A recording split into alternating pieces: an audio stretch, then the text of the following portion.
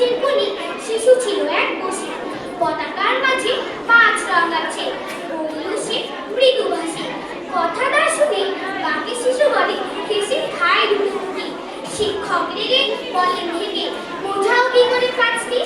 মাথা নিচু করে ভয়ার্ত স্বরে সরল শিশুটি বলে, ওপরে গেরুয়া, মাঝখানে সাদা, সবুজ আছে তার তলে, আর আছে আঁকা গোলাকার চাকা, নীল রং আছে একটু। শিক্ষক বলে এদিকে ধরলে তবু হচ্ছে 4টে। অবুঝ শিশুটি বলল তখন, রং আছে আর এক, লাল লাল চোখ, বাঘ দেখা যায় ওই পতাকার মাঝে। বাবাকে যখন আনতে ওরা কফি দিয়ে ঢাকা খুলে, জড়ানো হয়েছে দুখানা তার পতাকা আর ফুলে। রক্তের দাগে ছিল লাল চোখ,